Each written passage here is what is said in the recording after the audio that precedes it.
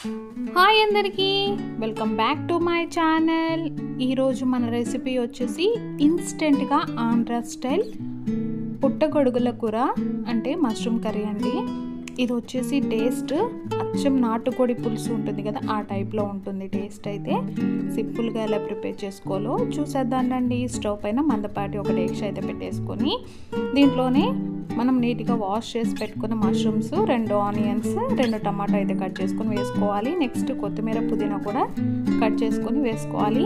చాలా అంటే చాలా సింపుల్ అండి కర్రీ. దీంట్లోనే సాల్ట్ కూడా వేసేసుకోవాలి. నెక్స్ట్ స్పైసీకి తగ్గట్టు కారం కూడా వేసుకోండి.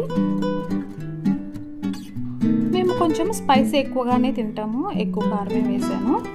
నెక్స్ట్ కొంచెం పసుపు అయితే వేసుకోవాలి. నెక్స్ట్ దీంట్లోనే సరిపడా ఆయిల్ వేసుకొని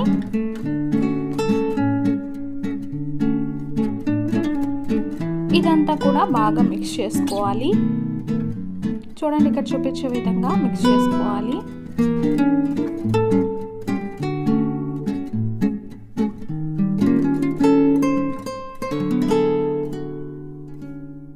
చూడండి, మిక్స్ అయిన తర్వాత దీంట్లో మనము సరిపడా వాటర్ అయితే వేసుకోవాలి.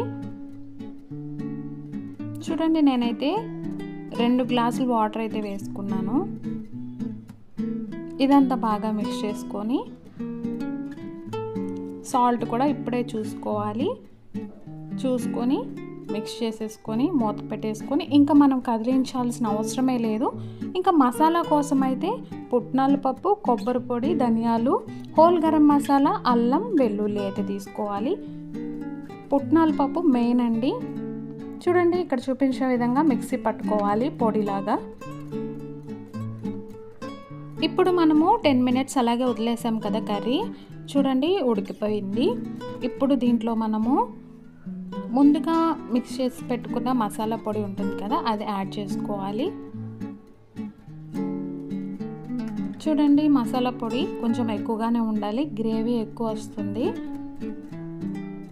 చూడండి, మసాలా పొడి వేసి కలుపుతూనే ఉండాలి, లేకపోతే గడ్డలు కట్టేస్తుంది. ఎప్పుడైనా సరే ఆయిల్ పైకి తేలుతుందంటే పర్ఫెక్ట్గా కుక్ అయిపోయినట్లే. ఇప్పుడు ఇదంతా బాగా కలిపేస్తూనే ఉండాలి. ఇంకా మనము మూత పెట్టి ఉడికించాల్సిన అవసరం అయితే ఏమి ఉండదు. అంతేనండి, నోరూరించే ఆంధ్ర స్టైల్ పుట్టగొడుగుల కూర అయితే రెడీ అయిపోయింది. ఈ రెసిపీ వచ్చేసి నేను మా అత్తగారి దగ్గర అయితే నేర్చుకున్నాను. నేను చూపించిన ఇంగ్రీడియంట్స్ ఏది మిస్ కాకుండా యాజ్ ఇట్ ఈజ్గా ట్రై చేయండి.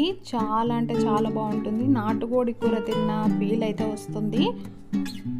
తప్పకుండా మీరు ట్రై చేసి ఎలా ఉందో కామెంట్ చేసేయండి. మరిన్ని వీడియోస్ కోసం ఛానల్ సబ్స్క్రైబ్ చేసుకోండి. ఇంకొక రెసిపీతో మళ్ళీ కలుద్దాం. బాయ్.